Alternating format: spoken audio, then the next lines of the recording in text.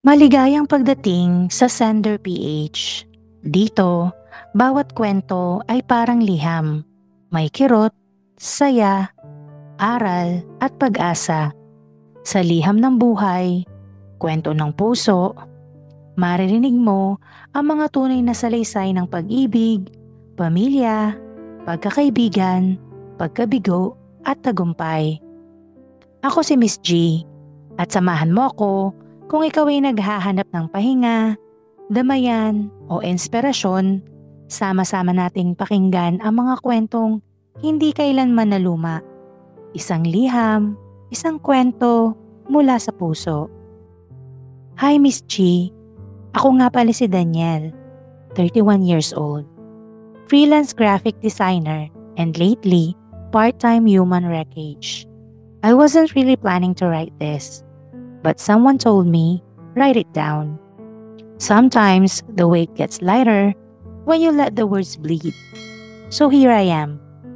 This is not a letter of bitterness. Hindi rin ito yung usual na please come back type of drama. I guess, more than anything, this is just me trying to remember and maybe understand. I met her in the most cliche way possible, sa isang coffee shop. I was working on a loop project, headphones on, half dead from 3 nights without proper sleep. Bigla na lang may tumapik sa balikat ko. Excuse me, may I borrow your charger? I looked up. She smiled. Sa totoo lang, it wasn't love at first sight. Pero may something. Yung vibe niya, yung presence, it was soft but unapologetic. Confident but kind. Parang ang sarap niyang kausap kahit hindi pa kayo nag-uusap.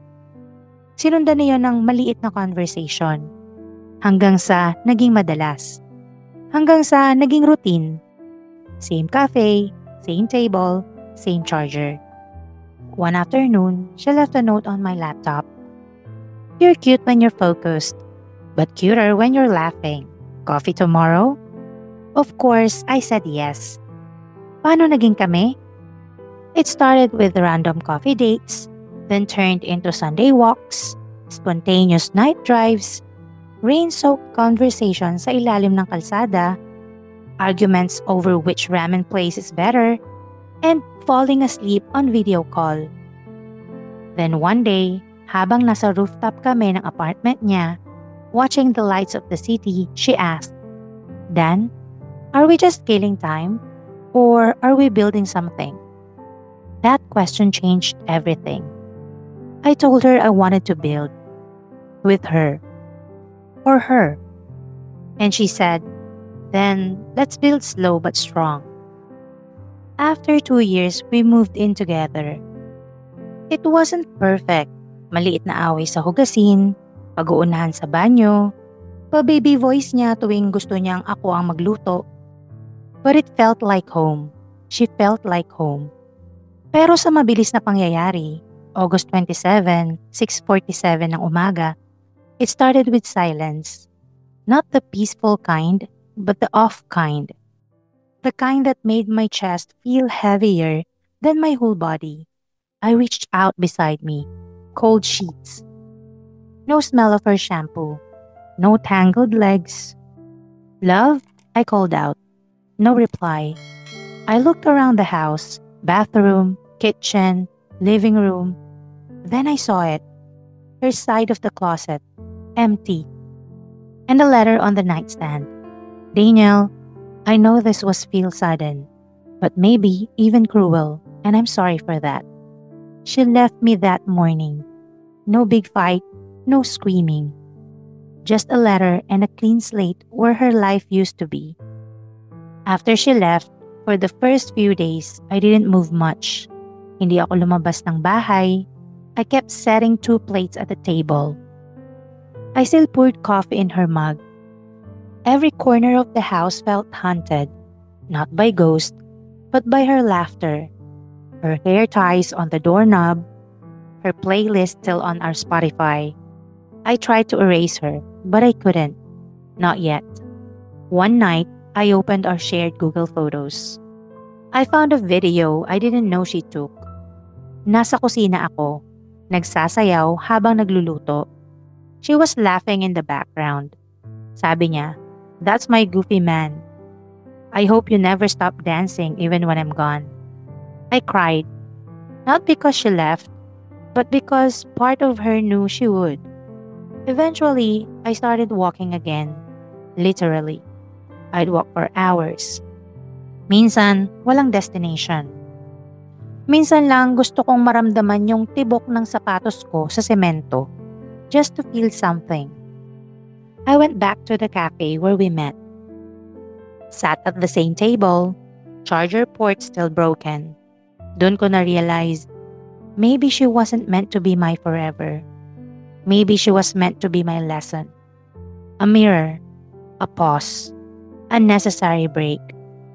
And now, I'm still healing, still finding my rhythm. May mga araw na okay ako, may mga gabi na hindi. Pero at least ngayon, I can breathe without breaking. I don't hate her. How could I? She taught me how to love gently. And more importantly, how to survive even when the one you love walks away. So yeah, this is Daniel. Broken, but rebuilding. Still dancing in the kitchen. Still drinking coffee from her favorite chip mug. Still here. Hello Daniel. Una sa lahat, gusto kong magpasalamat sa iyo. Hindi lang dahil naglaan ka ng oras para sumulat, kundi dahil nagtiwala kang ibahagi ang isang bahagi ng sarili mong puso. Alam kong hindi madali ang ikwento ang mga sugat na sariwa pa, lalo na kung galing sa isang taong naging tahanan mo. Habang binabasa ko ang sulat mo, parang nararamdaman ko rin yung bigat na matagal mo nang pasan. Hindi ito yung tipong sakit na sigaw agad o iyak agad. Yung sayo, tahimik pero malalim. Parang iniwan ka ng isang bagay na hindi mo alam kung kailan babalik o kung babalik pa ba. At totoo nga, minsan, mas mabigat pa yung mga iniwan tayo ng walang away, walang eksena. Kasi wala kang hinahawakang rason, wala kang pinaghahawakang closure. Ang meron ka lang ay katahimikan at ang dami mong tanong sa sarili. Pero ang ganda ng pagkakasulat mo, Daniel. Hindi mo sinubukang papangitin ng kwento. Hindi mo binura ang mga magagandang alaala. Hindi mo pinilit na baguhin ang katotohanan. Tinanggap mo siya bilang kung ano talaga siya.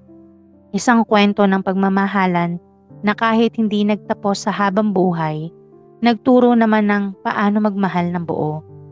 Isa sa mga tumatak sa akin ay yung tanong ng babae sa'yo sa rooftop. Are we just killing time or are we building something? Napakalalim, napakatotoo.